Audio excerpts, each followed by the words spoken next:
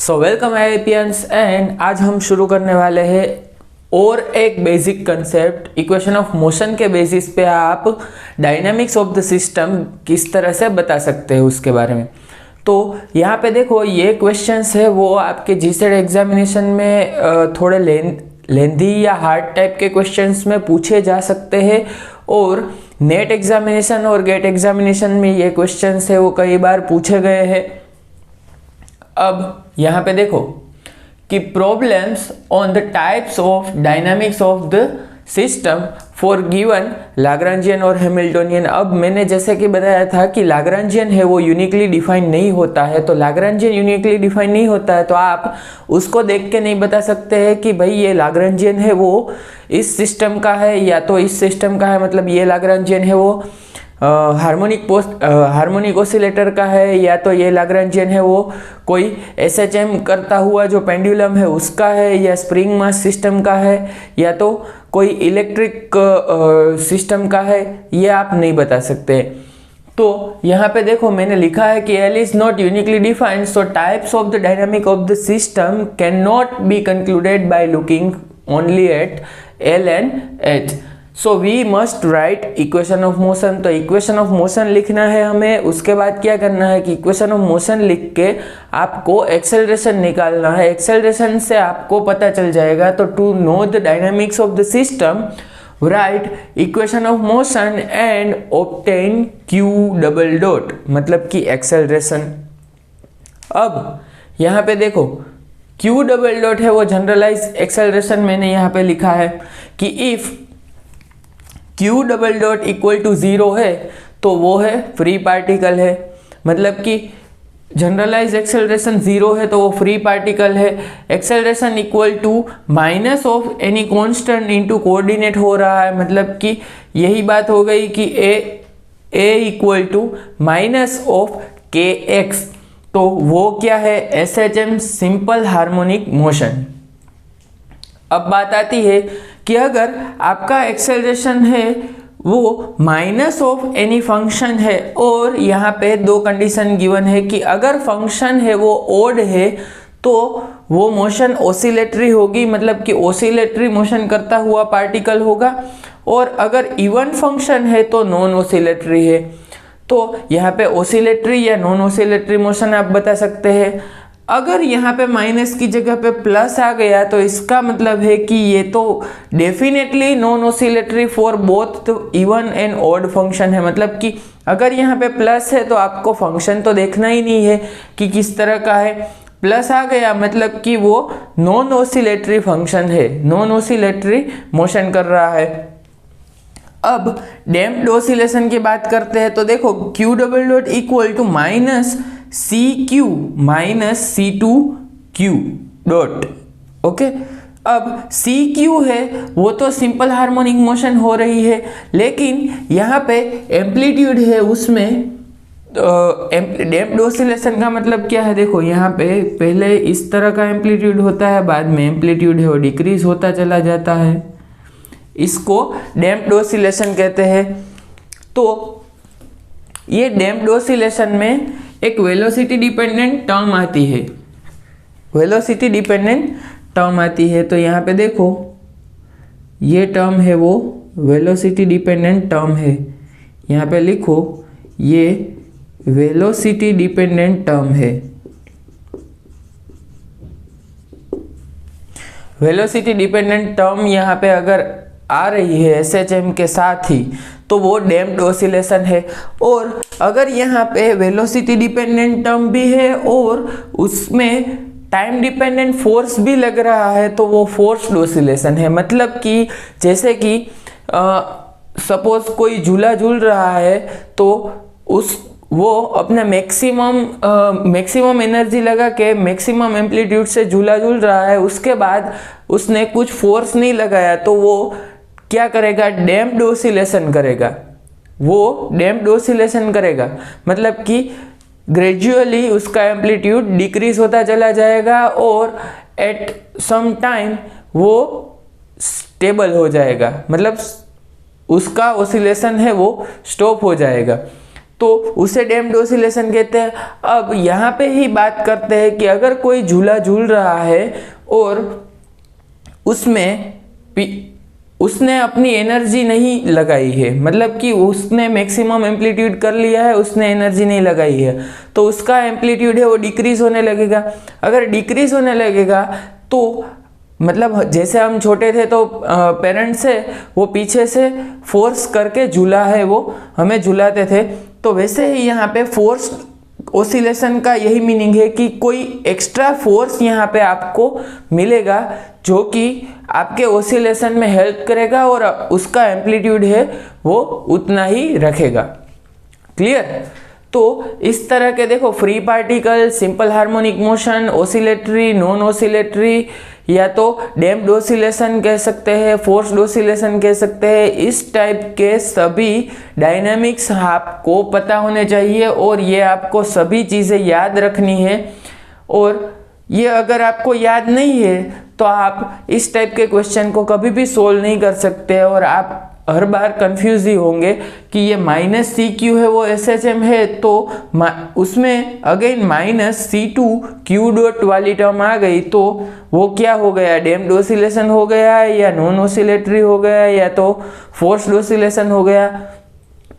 तो आपको ये सभी चीज़ें याद रखनी है। तो आपको मैंने थोड़े बहुत क्वेश्चंस है वो मैंने प्रोवाइड किए हैं, तो आपको उसमें से एक या दो क्वेश्चन आपको अपने तरीके से सोल्व करने हैं और दूसरे क्वेश्चंस यहाँ पे मैं सोल्व करवा रहा हूँ। तो चलो क्वेश्चन से उससे हम बात करते हैं। क्वेश्चन से हम बात करेंगे कि हमारा जो सिस्टम है वो किस टाइप का होगा। ओके,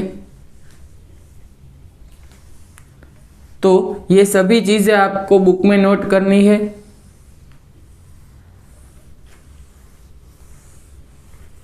और याद भी रखनी है। क्लियर? तो यहां पे जो पहला क्वेश्चन है वो क्या है कि नेट दिसंबर 2016 में पूछा गया था, और ये जो नेट दिसंबर 2016 में पूछा गया है वो क्वेश्चन मैं यहाँ पे एक बार रीड कर रहा हूँ। देखो, the dynamics of particle govern by Lagrangian L equal to half mx dot square minus half kx square minus k minus of kx x dot t। Okay, यहाँ पे हाफ नहीं आएगा, kx x dot t describes. A option है undamped harmonic oscillator, damped harmonic oscillator with time varying damping factor. C option है undamped harmonic oscillator with time dependency frequency, and D option है free particle. तो देखो हम देखते हैं कि हमारा कौन सा आंसर सही है। देखो अगर यहाँ पे आप देखोगे तो आप बोल दोगे कि यहाँ पे तो वेलोसिटी डिपेंडेंट टर्म प्रेजेंट है, तो हम क्या कर देंगे कि ये डैम्प्ड ऑसिलेशन है, लेकिन लाग्रांजियन से आप डायरेक्टली नहीं बता सकते। तो यहाँ पे एल है, उसको पहले लाग्रांजियन इक्वेशन ऑफ मोशन हमें लिखना है। तो यहाँ पे क्या करेंगे, D by D T del L by del Q dot मतलब कि del x dot minus del L by del X equal to 0। तो यहाँ पे D by D T of del L by del x dot कर देंगे तो क्या आ जाएगा, देखो M x dot minus of K X T, और यहाँ पे माइनस क्या आ जाएगा, यहाँ पे देखो माइनस है और यहाँ पे भी माइनस है, तो माइनस माइनस ये हो जाएगा प्लस। तो यहाँ पे के एक्स, यहाँ पे प्लस के एक्स आ जाएगा और वहाँ से क्या आ जाएगा, माइनस माइनस माइनस प्लस हो जाएगा, तो यहाँ पे भी प्लस। तो यहाँ पे के एक्स और plus K X dot T equal to 0। तो यहाँ से टाइम डिफरेंशिएशन करते हैं तो एम एक्स डबल डॉट और यहाँ से क्या आ जाएगा के एक्स डॉट। यहाँ से पहले देखो एक्स डॉट का डिफरेंशिएशन कर दिया के एक्स डॉट टी और यहाँ से फिर से के और यहाँ पे टाइम डेरिवेशन ले लिया तो d by D T of K X T करेंगे तो यहाँ पे एक बार एक्स का डिफरेंशिएशन करेंगे विथ रिस्पेक्ट टू टाइम और एक बार टी का डिफरेंशिएशन करेंगे विथ रिस्पेक्ट टू टाइम। तो टी टी मतलब टी का डिफरेंशिएशन करेंगे तो टी रेस टू 1 है तो टी रेस टू 0 हो जाएगा। तो यहाँ पे सिर्फ के एक्स आ जाएगा तो यहाँ पे plus K X dot T equal to 0। ये कैंसल हो गया, ये भी कैंसल हो गया तो बचा क्या X dot M x dot equal to 0 which means X double dot equal to 0। So X double dot equal to 0 है, इसका मतलब है कि it is a free particle. तो ऐसा नहीं है कि हर बार जो कॉम्प्लेक्स ऑप्शन दिया गया है वही आप टिक करो कि ओ ये तो बहुत ही हार्ड लेवल का है तो ये डैम्प्ड ऑसिलेशन ही हो जाएगा। ऐसी अपनी माइथोलॉजी मत करो। यहाँ पे जो प्रॉब्लम का सॉल्यूशन है वही आपको लिखना है और प्रॉब्लम का सॉल्यूशन बहुत ही सिंपल स्टेप्स में आ रहा है। कभी कभी थोड़े कॉम्प्लेक्स स्टेप्स भी हो जाते हैं, जैसे जैसे एग्ज़ाम का लेवल बढ़ेगा वैसे वैसे कॉम्प्लेक्स स्टेप भी हो जाएगा। तो नेट दिसंबर 2016 का क्वेश्चन है वो देखो 1 2 3 4 स्टेप्स में इजीली सॉल्व हो गया है।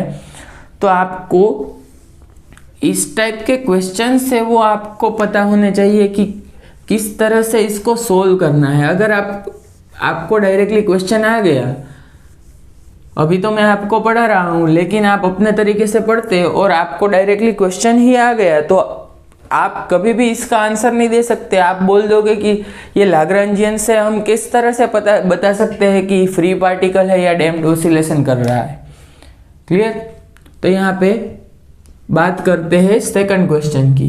तो यहाँ पे Lagrangian E raise to gamma T half M x dot square minus 1/2 K x square ऐसा दिया गया है।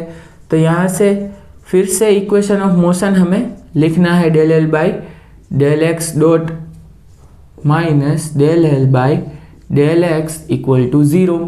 तो यहाँ पे d by D T of, अब यहाँ पे देखो del L by del x dot हम करेंगे तो क्या आ जाएगा देखो M x dot E raise to gamma T minus del L by del X करेंगे तो क्या आ जाएगा K X E raise to gamma T equal to 0। अब यहाँ से आप सोचोगे कि E raise to gamma T तो कॉमन ले सकते हैं और 0 के साथ डिवाइड कर दो तो 0 हो जाएगा, लेकिन यहाँ पे डिफरेंशिएशन का फैक्टर बचा है तो हम इस तरह से मैथमेटिक्स परफॉर्म नहीं कर सकते।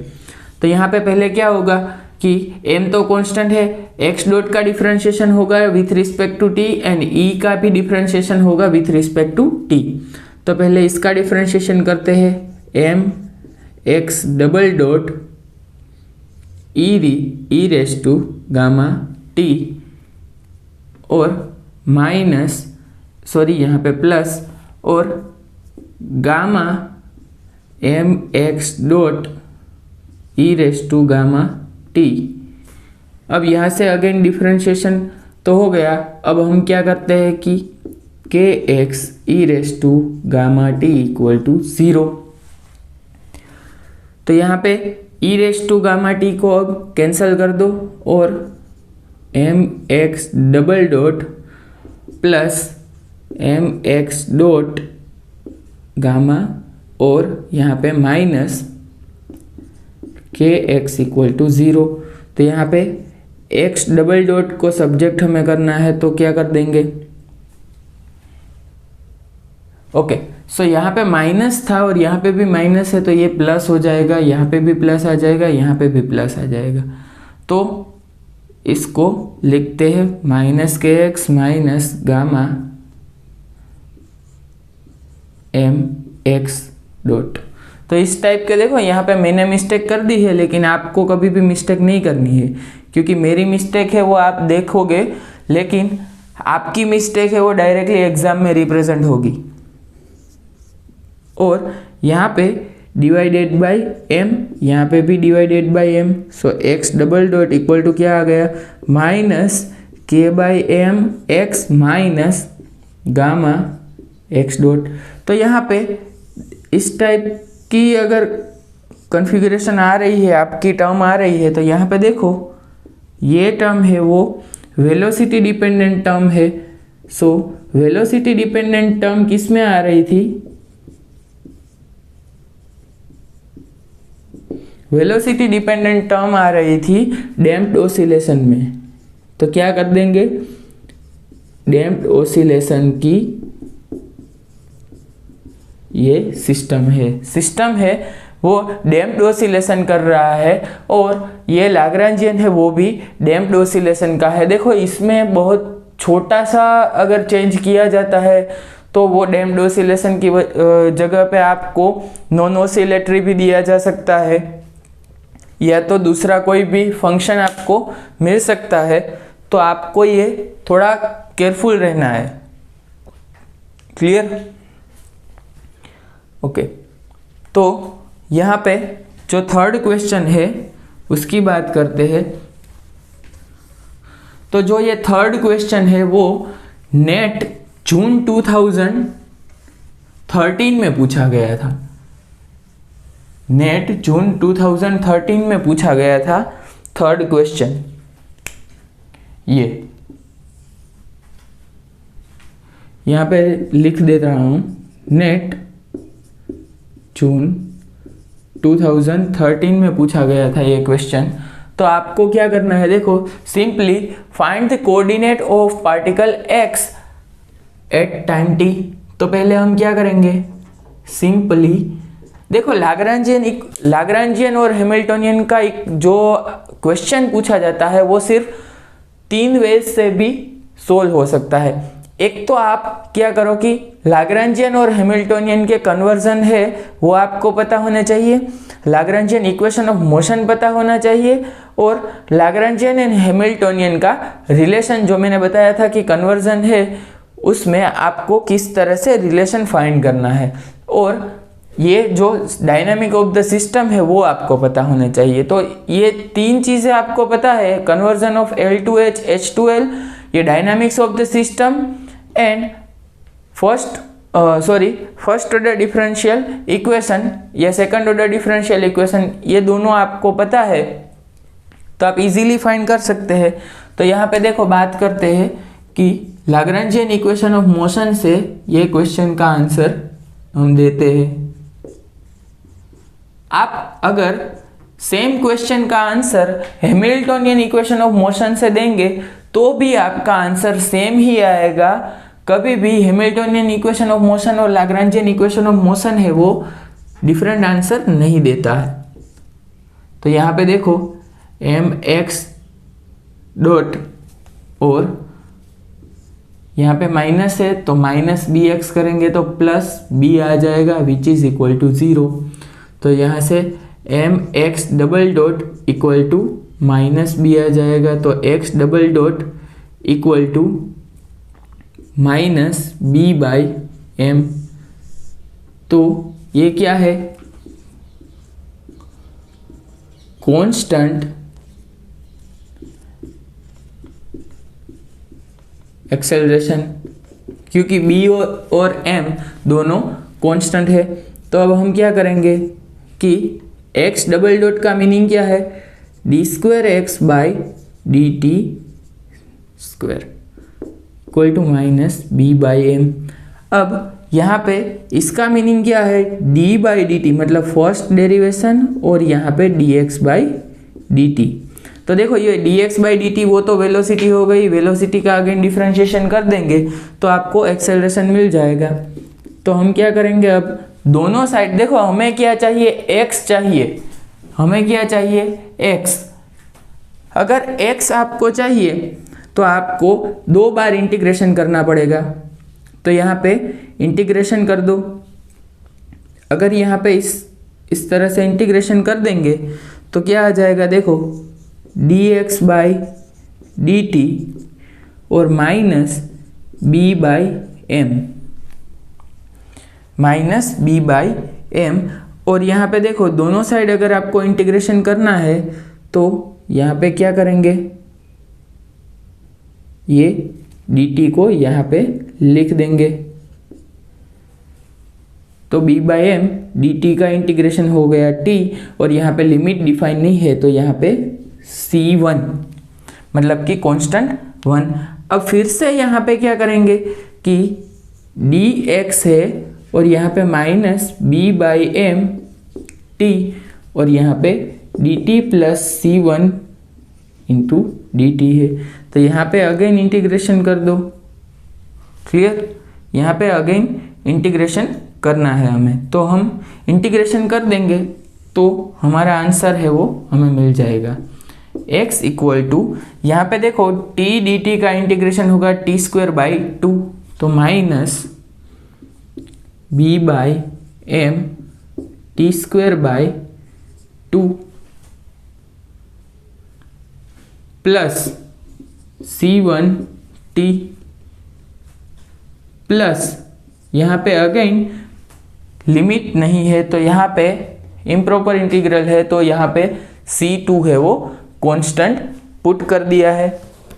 क्लियर, तो यहाँ पे आपका जो आंसर है वो ए आंसर सही है।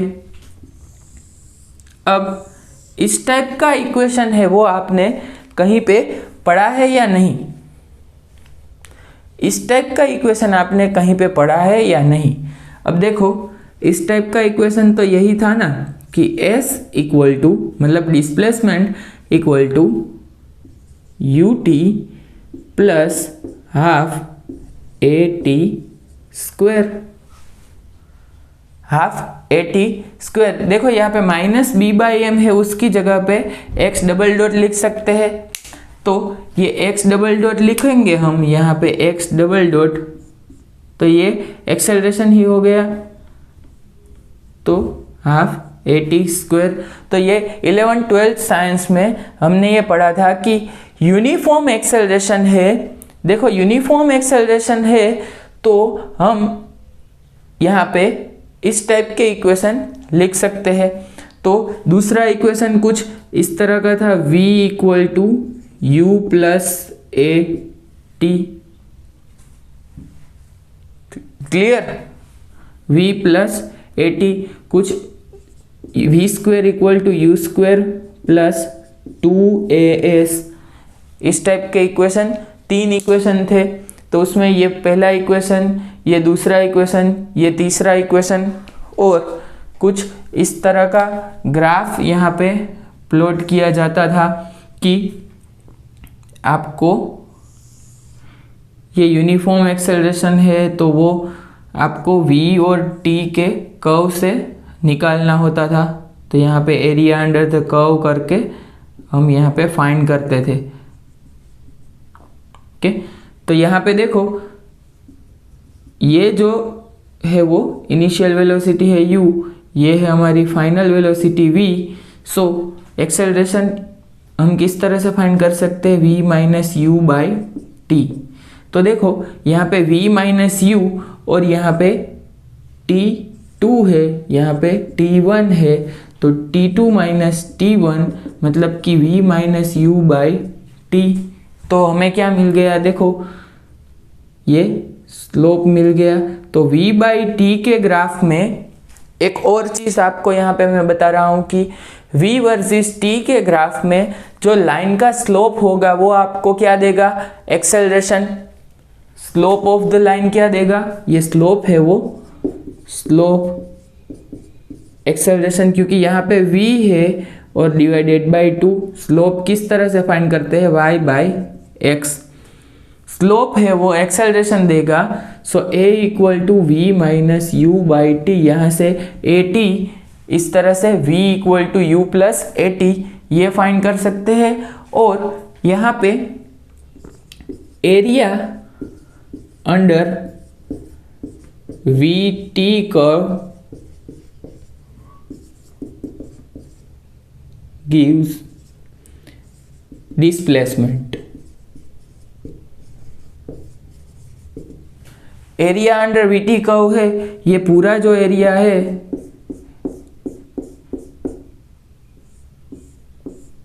ये आपको क्या देगा, डिस्प्लेसमेंट देगा। तो ये आपको डिस्प्लेसमेंट देगा, तो यहाँ पे आप इजीली फाइंड कर सकते हैं। देखो ये क्या है, ट्रायंगल है और ये है स्क्वायर, तो आप इजीली यहाँ से फाइंड कर सकते हैं। ट्रायंगल का एरिया फाइंड करो और स्क्वायर का एरिया फाइंड करो, तो आप ये इक्वेशन आपको मिल जाएगा। क्लियर?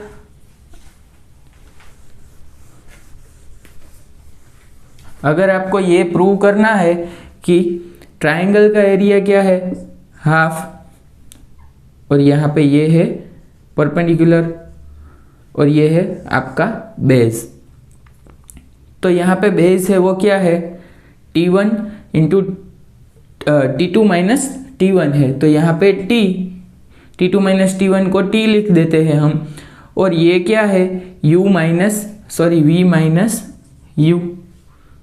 सो आपको ये भी पता है कि V minus U equal to क्या होगा, AT।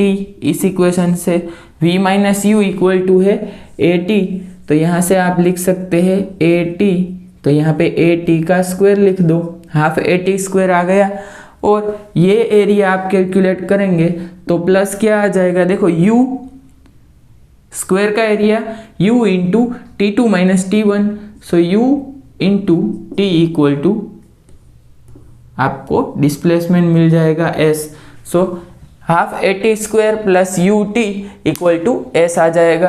तो अगर यहाँ पे आप डायरेक्टली ये ट्रेपेजॉइडल का एरिया कैलकुलेट कर देंगे तो ये इक्वेशन आपको मिल जाएगा।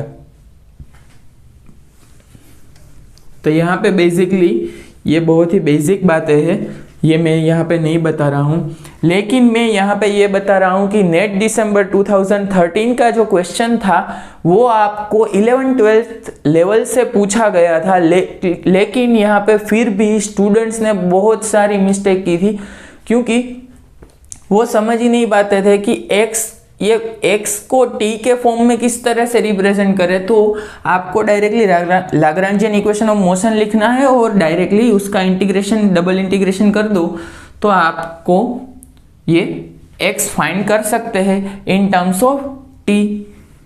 और यूनिफॉर्म एक्सेलरेशन का क्वेश्चन था, तो आपको यहाँ तक ही सिर्फ फाइंड करना था। यहाँ तक आपको अगर फाइंड कर लिया आपने और बता दिया कि कांस्टेंट एक्सेलरेशन है, तो फिर आपको 11-12 का अगर नॉलेज है और थोड़ा एडवांस बेसिक का भी नॉलेज है तो आप इजीली बता सकते हैं कि ये क्वेश्चन है वो 11-12 साइंस से पूछा गया है। तो ऐसा नहीं है कि हर बार सभी चीज़ें एडवांस लेवल पे ही पूछी जाए, एडवांस लेवल में भी आपका बेसिक है वो चेक किया जाता है।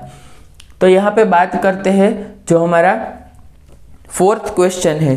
ओके, जो फोर्थ क्वेश्चन है उसमें हैमिल्टोनियन H दिया गया है half m omega square x square plus px square by 2m, और यहाँ पे आपको फाइंड करना है x in terms of t। Same ही चीज यहाँ पे फाइंड करनी है। तो हम क्या करेंगे, देखो आप h से भी डायरेक्ट निकाल सकते हैं, लेकिन हम क्या करेंगे कि h को पहले l में कन्वर्ट कर दो। तो l में आप जैसे ही कन्वर्ट करेंगे तो p स्क्वायर बाई 2m का हो जाएगा हाफ mx डॉट स्क्वायर, और यहाँ पे इसका minus 1/2 m omega square x square. तो ये लाग्रांजियन में कन्वर्ट कर दिया हमने। अब लाग्रांजियन इक्वेशन ऑफ मोशन लिख देते हैं, तो क्या आ जाएगा, del L by del x dot minus del L by del X equal to 0। तो यहाँ पे क्या कर देंगे, D by D T of M x dot minus, यहाँ पे माइनस माइनस प्लस हो जाएगा M omega square X equal to 0। तो यहाँ से क्या आ जाएगा, M x double dot plus M omega square X equal to 0। So यहाँ पे x double dot equal to क्या आ जाएगा, माइनस ओमेगा स्क्वायर एक्स। अब यहाँ पे एक और चीज नोट करो कि ये है वो किसका इक्वेशन है, देखो X double dot equal to minus K by M X, यहाँ पे ओमेगा है वो कांस्टेंट है, तो ये है वो SHM का इक्वेशन है। तो SHM का इक्वेशन है, उसमें मैंने आपको सॉल्यूशन बताया था डायरेक्टली कि किस टाइप से सॉल्यूशन करते हैं। तो देखो यहाँ पे डी स्क्वायर मतलब कि ये इसी को ऑक्सिलरी इक्वेशन बोलते हैं, इसी को ऑक्सिलरी इक्वेशन बोलते हैं। और ऑक्सिलरी इक्वेशन का सॉल्यूशन किस तरह से लिखते हैं, तो देखो यहाँ पे डबल डिफरेंशिएशन है, इसीलिए डी का square equal to minus omega square. तो डी इक्वल टू आपको plus minus iota into omega मिल जाएगा। क्लियर?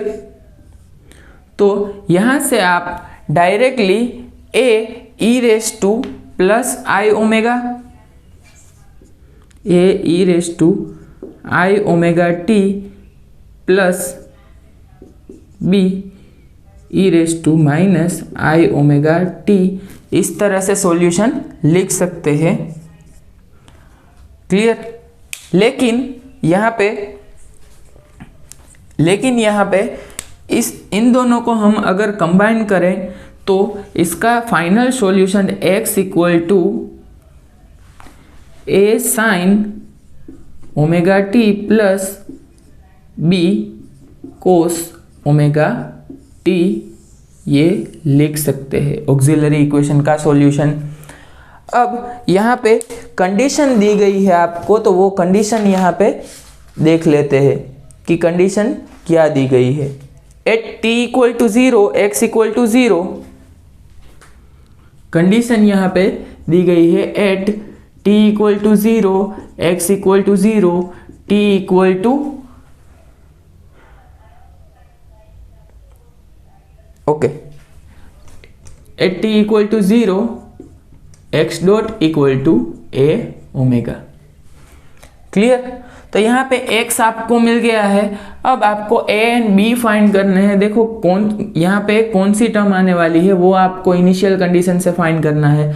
तो t इक्वल टू यहाँ पे 0 पुट करो, तो x इक्वल टू 0 पुट करते हैं। From t equal to 0 x equal to 0, यहाँ पे 0 इक्वल टू a साइन 0 क्या है 0, तो यहाँ पे a इंटू 0 हो जाएगा, लेकिन कोस 0 है वो 1 होगा। तो b इक्वल टू क्या आ गया आपका 0 आ गया। तो b इक्वल टू 0 आ गया और यहाँ पे इसका डिफरेंशिएशन कर देते हैं। इसका डिफरेंशिएशन कर दो तो विथ रिस्पेक्ट टू टाइम, तो x डॉट इक्वल टू यहाँ पे साइन ओमेगा टी का डिफरेंशिएशन क्या आ जाएगा cos omega, omega into cos omega T, और कोस ओमेगा टी का डिफरेंशिएशन आ जाएगा minus of B omega sine omega T. यहाँ पे भी कंडीशन पुट कर दो कि x equal to X dot equal to 0 at t equal to 0। So यहाँ पे 0 पुट करेंगे और t यहाँ पे 0 पुट करेंगे, तो अगेन यहाँ पे b है वो 0 हो जाएगा और यहाँ पे क्या आ जाएगा, देखो यहाँ पे a ओमेगा, सॉरी यहाँ पे x dot equal to a omega है, a omega equal to a omega, और यहाँ पे टाइम 0 पुट करने से तो a omega equal to a omega आ गया। तो इसका मतलब है कि सिर्फ a साइन ओमेगा t वाली टर्म ही यहाँ पे हमें लिखनी है। तो x equal to a sine omega t, ये आपका फाइनल आंसर हो गया। क्लियर? तो यहाँ पे क्या किया हमने कि लाग्रांजियन में हैमिल्टोनियन को कन्वर्ट कर दिया और लाग्रांजियन इक्वेशन ऑफ मोशन से हमने ये प्रॉब्लम सोल्व कर दिया। क्लियर? तो अब यहाँ पे देखो, आप अगर लाग्रांजियन की जगह पे हैमिल्टोनियन इक्वेशन ऑफ मोशन को भी यूज करके सोल्व करेंगे तो भी आपको यहाँ पे d equal to omega square, आप d equal to minus omega square मिल जाएगा। और वो क्या होगा कि ऑक्सिलरी इक्वेशन होगा, ऑक्सिलरी इक्वेशन का सॉल्यूशन। देखो यहाँ पे बेसिकली एक और चीज मैं बता रहा हूँ, d square by D t square of x plus d by D T of x plus any constant c x लिखते हैं, के एक्स लिख दो, इक्वल टू 0 है। तो यहाँ पे डबल डिफ्रेंशिएशन है, तो यहाँ पे डी स्क्वेयर प्लस यहाँ पे डी प्लस के इक्वल टू 0, इसका आपको सॉल्यूशन निकालना होगा। ये अगर आपने सॉल्यूशन कर लिया तो देखो इस टाइप का सॉल्यूशन क्या होगा, suppose 2x square plus x plus 2 equal to 0 है। तो यहाँ पे देखो क्या आ जाएगा, 2x square plus 4x minus, यहाँ पे 3 लिख देते हैं चलो, कि 4x minus x minus 2 equal to 0। तो यहाँ पे देखो 2 इंटू 2 4 हो गया, मतलब माइनस 4 हो गया, 2 इंटू 2 माइनस 4 हो गया। और यहाँ पे सपोज माइनस लिखते हैं, यहाँ पे मुझे थोड़ा प्रॉब्लम इसलिए हो रहा है कि यहाँ पे मैं जनरेट कर रहा हूँ प्रॉब्लम। सो 2x square minus 3x minus 2 है, इसके आप फैक्टर से वो जैसे ही फाइंड कर देंगे तो आपको इजीली आंसर मिल जाएगा, 2x square minus 4x plus x minus 2 equal to 0। So यहाँ से आप x माइनस 2 और यहाँ से क्या लिख सकते हैं, देखो यहाँ से x माइनस 2 एक आपका आंसर आ जाता है, और यहाँ पे 2x plus 1 equal to 0। So यहाँ पे एक बार x इक्वल टू 2 और एक बार x इक्वल टू माइनस 1/2। तो इसी तरह से इस इक्वेशन का भी आपको सॉल्यूशन यहाँ पे 2 डिफरेंट सॉल्यूशन मिल जाएगा क्वाड्रेटिक इक्वेशन के सॉल्यूशन से। अगर आप डायरेक्टली फैक्टर नहीं निकाल सकते तो आपको माइनस बी प्लस और minus root under b square minus 4ac divided by 2a, इसका यूज करके आपको फैक्टर है वो फाइंड करने होंगे। क्लियर? तो यहाँ पे हमने क्या कर लिया कि लाग्रांजियन इक्वेशन ऑफ मोशन या हैमिल्टोनियन इक्वेशन ऑफ मोशन कोई भी आप यूज करेंगे तो देखो आपका होमवर्क क्या होगा कि आप यही question Hamiltonian equation of motion से सोल्व करो।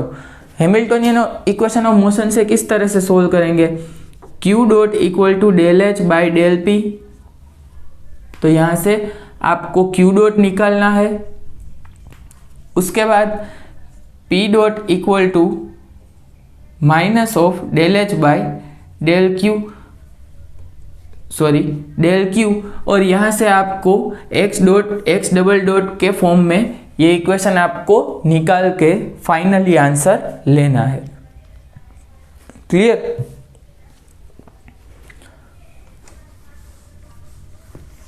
अब यहाँ पे हम इसके बाद करने वाले हैं अगेन 1 और 2 एग्जाम्पल्स रिलेटेड टू ट्रेजेक्टरी, और यहाँ पे मैं देख लूँगा कि एग्जाम्पल्स कितने करवाने हैं, क्योंकि बहुत ज़्यादा इतने लेंथी एग्जाम्पल हम करवाएंगे तो आप भी कंफ्यूज हो जाएंगे कि यही क्वेश्चन है वो जीसेट में आने वाले हैं या नहीं आने वाले हैं। तो एग्जाम्पल्स है वो आपको अपने तरीके से सोल्व करने हैं, आपसे सोल्व नहीं हो पा रहे हैं तो एक बार ट्राई करो, लेकिन जीसेट एग्जामिनेशन के लिए कंसेप्ट है वो बहुत ही ज़्यादा ज़रूरी है। तो आप कंसेप्ट से उसको मत भूलो। कंसेप्ट अगर आपने याद नहीं रखे हैं, q double dot equal to 0 है तो फ्री पार्टिकल है, ये सभी कंसेप्ट ही है। तो हम लाग्रांजियन मैकेनिक्स के बहुत ही ज़्यादा जो इम्पोर्टेंट कंसेप्ट है वो भी पढ़ रहे हैं, और अभी भी थोड़े बहुत कंसेप्ट बचे हैं, जैसे कि जनरलाइज फोर्स है, कंजर्व्ड क्वांटिटी है, कंजर्व्ड मोमेंटा है, कैनोनिकल मोमेंटा है, कंजुगेट मोमेंटा है। ये सभी चीज़ें हम देखेंगे।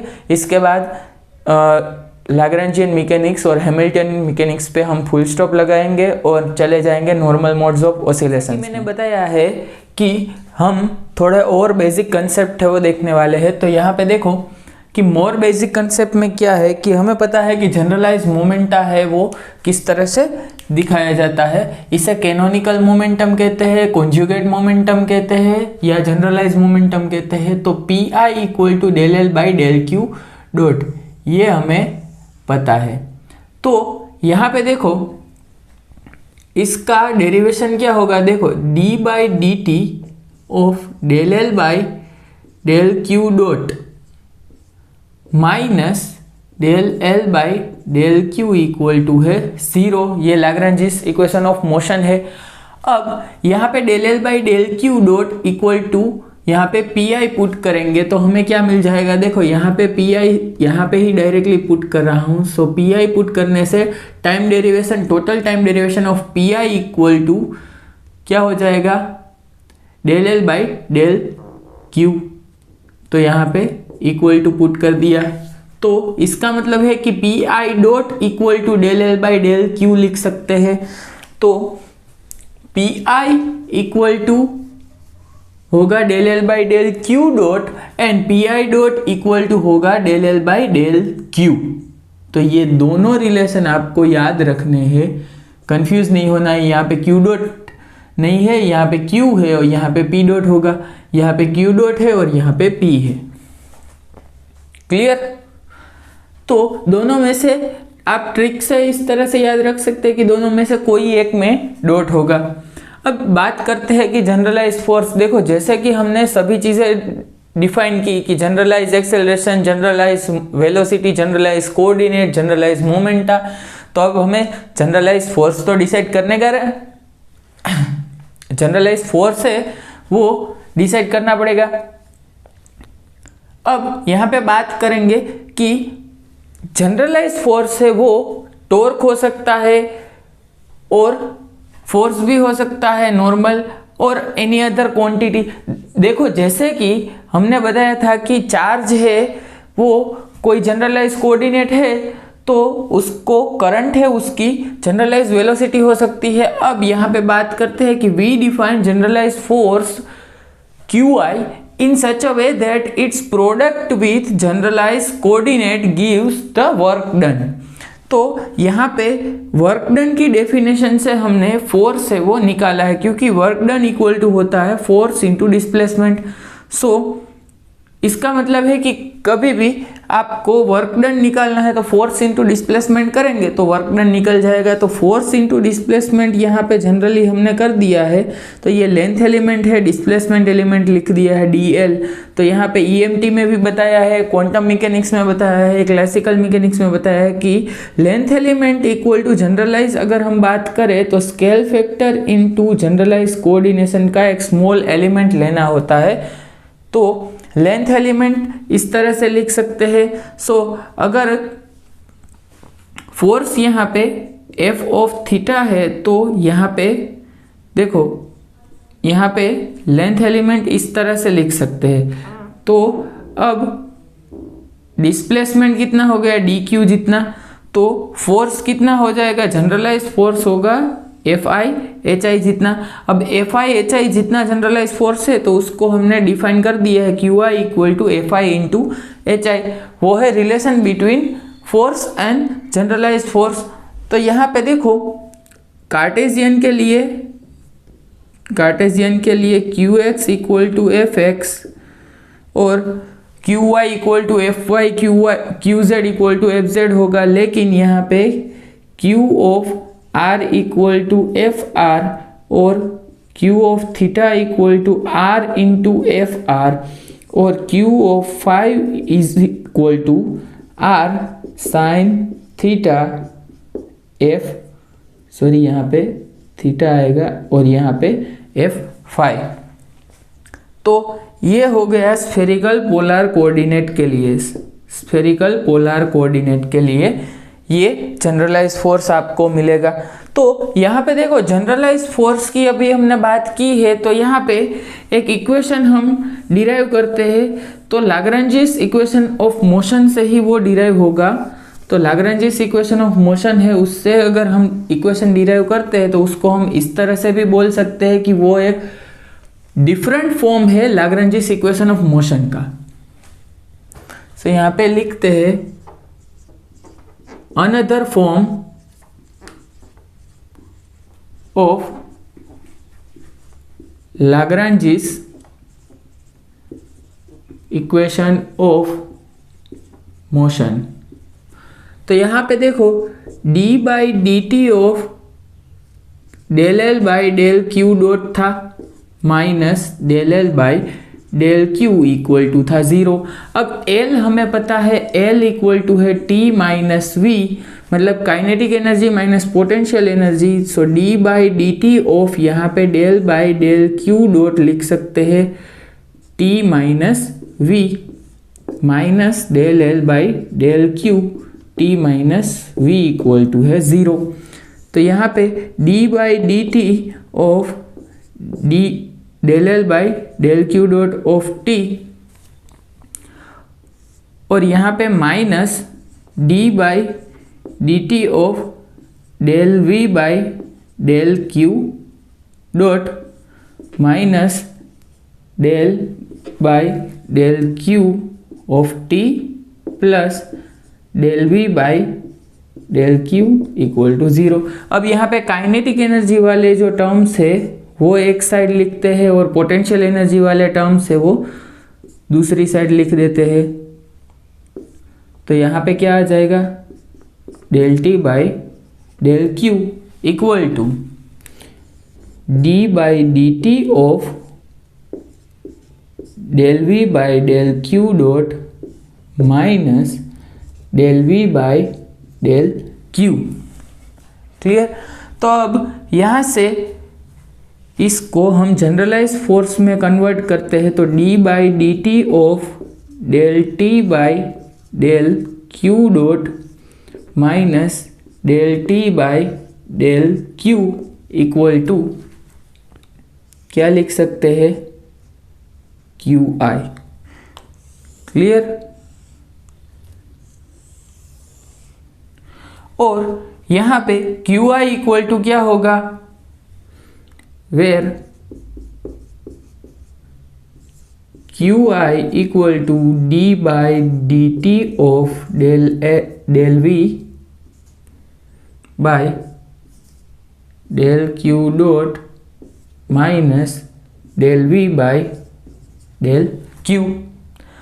तो यहाँ पे हम ये इक्वेशन भी यूज कर सकते हैं। अब देखो इस इक्वेशन को यूज करने की नीड क्या होगी कि कभी कभी आपको ऐसा भी होगा कि पोटेंशियल है वो आपको गिवन नहीं होगा और डायरेक्टली आपको फोर्स है वो गिवन होगा। सो यहाँ पे देखो पोटेंशियल और काइनेटिक एनर्जी दोनों आपको पता है, तो आप लाग्रांजियन इजीली निकाल सकते हैं और लाग्रांजिस इक्वेशन ऑफ मोशन लिख सकते हैं।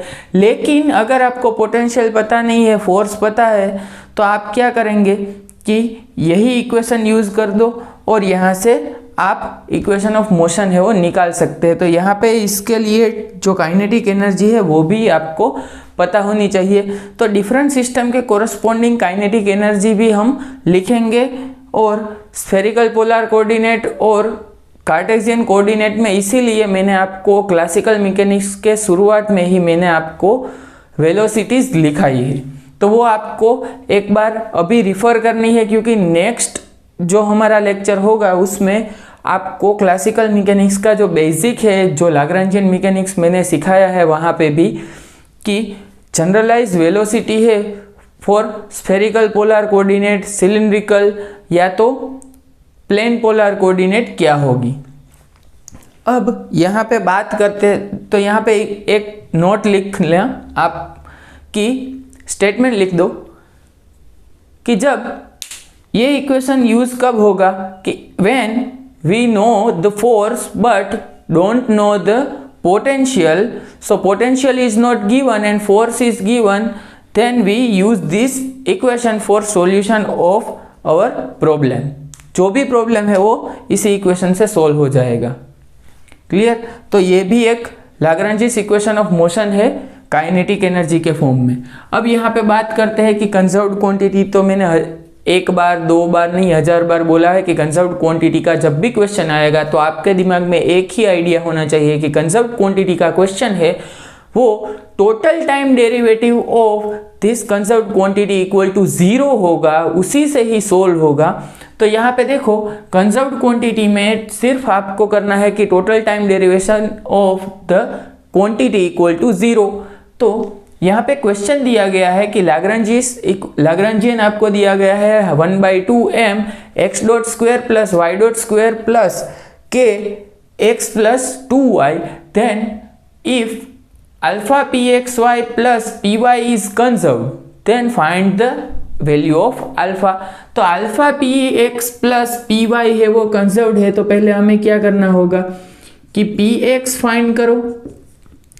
तो क्या होगा del L by del x dot करेंगे तो पी एक्स मिल जाएगा। पी वाई है वो किस तरह से फाइंड करेंगे, del L by del y dot करेंगे तो पी वाई मिल जाएगा।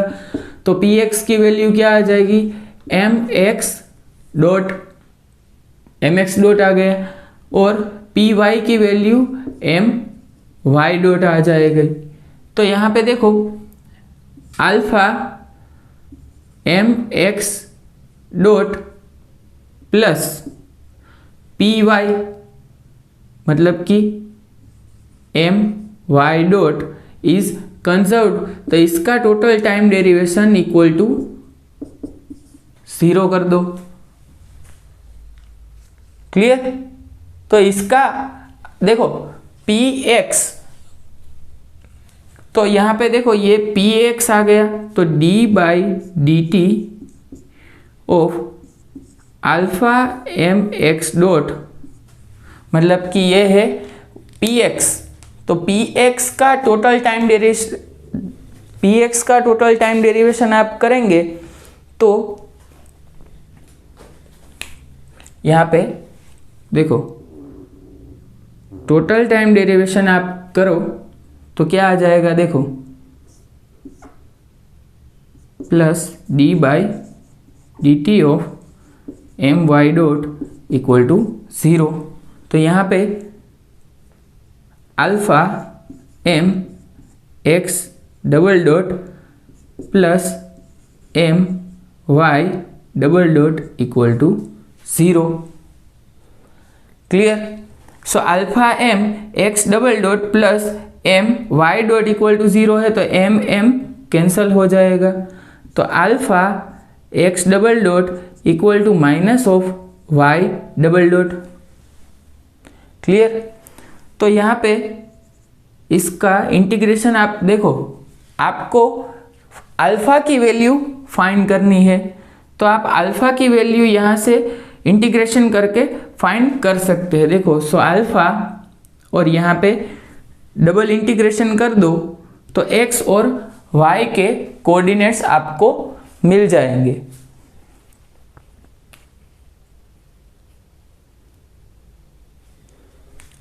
ओके, यहाँ पे अल्फा और x double dot equal to minus y double dot करेंगे तो आपको ये इक्वेशन मिल जाएगा।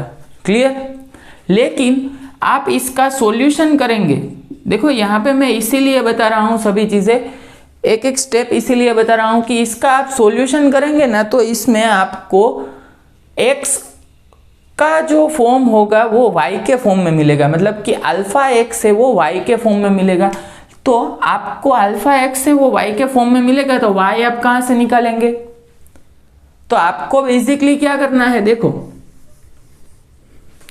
आपको क्या करना है कि यहाँ पे जो मोर बेसिक कंसेप्ट में मैंने बताया है कि P dot equal to del L by del q होता है वो आपको यूज करना है।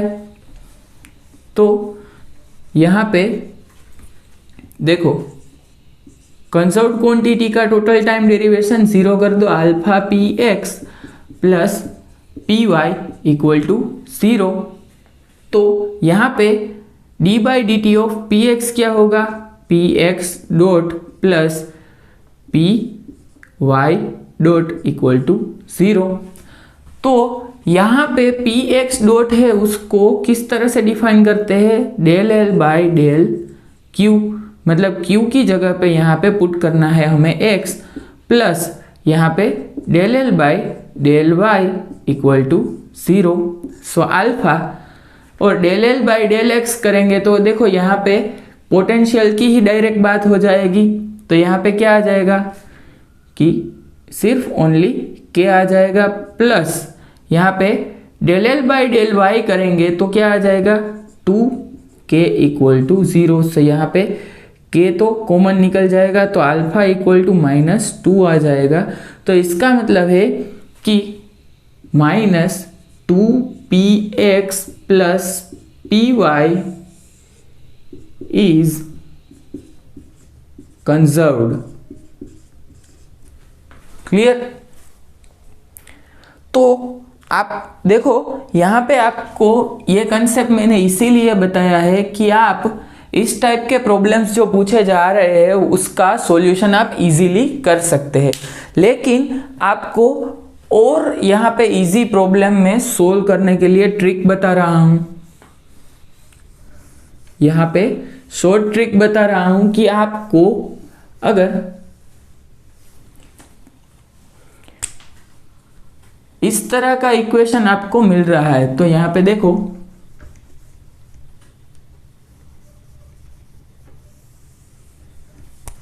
प्लस के, यहाँ पे सपोज इस तरह से ही लिखते हैं alpha x plus beta y. तो आपको क्या करना है, देन डायरेक्टली शॉर्ट ट्रिक से मैं बता रहा हूं कि beta p x minus alpha p y या तो alpha p y minus beta p x, यहाँ पे और है, इज कंजर्व्ड। मतलब कि यहाँ पे अगर लाग्रांजियन आपको दिया गया है half M x dot square plus y dot square plus 3x plus 2y, तो यहाँ पे आपको पूछा जाए कि which of the following quantity is conserved, then आपको डायरेक्टली क्या लिखना है कि यहाँ पे देखो 2px एंड 3py इस तरह से लिखना है और बीच में नेगेटिव साइन पुट कर देना है। मतलब कि यहाँ पे 2 स्टेप और लिख लो कि exchange the coefficient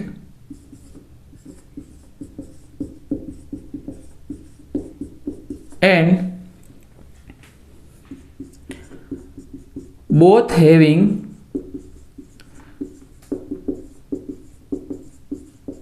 different sign. मतलब कि यहाँ पे एक प्लस होगा तो एक माइनस होगा। तो यहाँ पे कोरस्पॉन्डिंग, यहाँ पे देखो एक चीज और नोट करनी है, यहाँ पे कोऑर्डिनेट है और यहाँ पे जनरलाइज मोमेंटा है, मतलब कि कैनोनिकल मोमेंटा या तो कॉन्जुगेट मोमेंटम है। तो आपको वो चीज याद रखनी है कि अगर इस तरह का कोई केस आपको मिल रहा है तो उसके कोरस्पॉन्डिंग जो जनरलाइज मोमेंटा है वो इस तरह से कंजर्व्ड होगी। क्लियर? तो यहाँ पे एक क्वेश्चन है वो देखते हैं।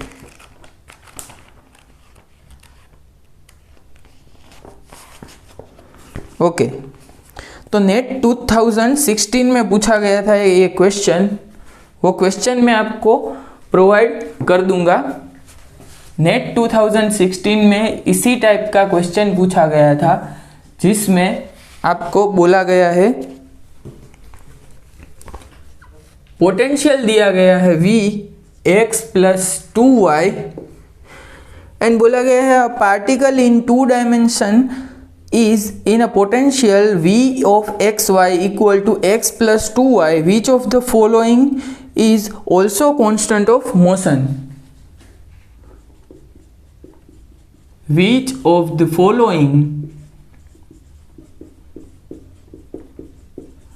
is also constant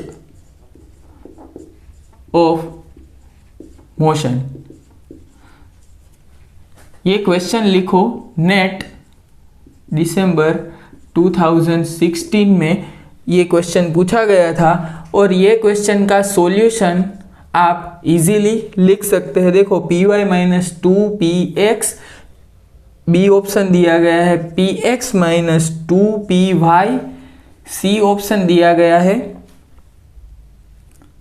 px plus 2py और डी ऑप्शन यहाँ पे दिया गया है py प्लस 2px। क्लियर? तो यहाँ पे देखो हमें क्या करना है, पहले ये जो क्वांटिटी है उसमें यहाँ पे px और py लिख दो, px py लिख दिया हमने। शॉर्ट ट्रिक से यहाँ पे बता रहा हूँ कि ये शॉर्ट ट्रिक है। अब px एंड py हमने लिख दिए हैं। अब px एंड py लिख दिए तो यहाँ पे y के साथ 2 है तो यहाँ पे px के साथ 2 मल्टीप्लाई कर दो और py के साथ 1 मल्टीप्लाई कर दो, बीच में माइनस साइन पुट कर दो, यही हमारा फाइनल आंसर होगा। लेकिन यहाँ पे एक चीज़ नोट करो, कोई भी आंसर इससे मैच नहीं हो रहा है तो हम क्या करेंगे, यहाँ y के साथ प्लस साइन पुट करो और px के साथ माइनस साइन पुट करो, ये भी हमारा आंसर हो सकता है। क्लियर? तो यहाँ पे 2px और यहाँ पे py, तो माइनस यहाँ पे पुट करना है तो py माइनस 2px, तो हमारा आंसर ए है वो फाइनल आंसर हो गया।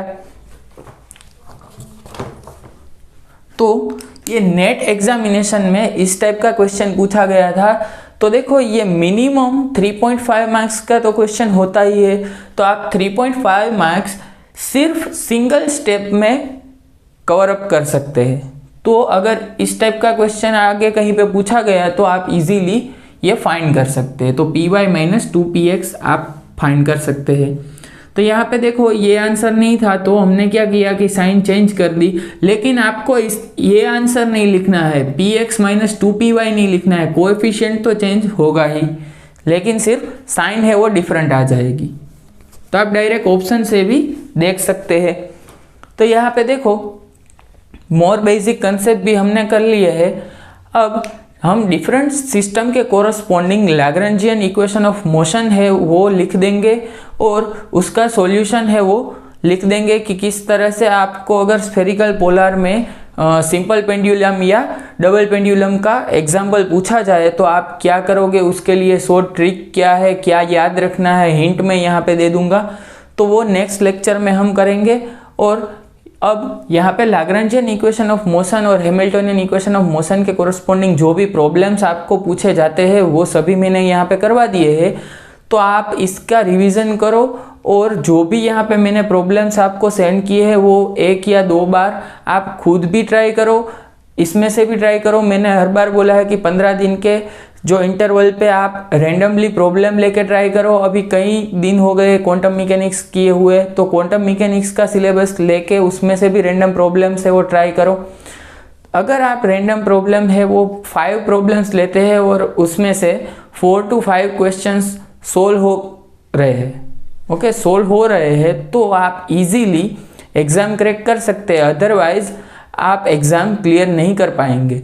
तो आपको क्या करना है कि ये क्वेश्चन से वो रिवाइज करके बार बार इसी को सोल्व करना है, तो आपको मेथड पता चल जाएगी। तो एक बार स्टेप्स भी आप अगर फर्स्ट टाइम पे आप 12 to 15 स्टेप्स में प्रॉब्लम कर रहे हैं तो नेक्स्ट टाइम आप है वो विथ प्रिसाइजनेस आप इजीली 4 to 5 स्टेप्स में सोल्व कर पाएंगे। और उसके बाद 4-5 बार आपने प्रॉब्लम कर लिया तो ऐसा भी हो सकता है कि आपको प्रॉब्लम देख के ही पता चल जाए कि इसका आंसर यही होगा।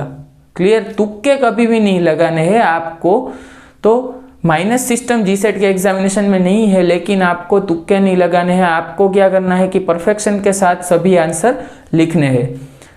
क्लियर? तो मिलते हैं हमारे नेक्स्ट वीडियो में, तब तक के लिए थैंक यू।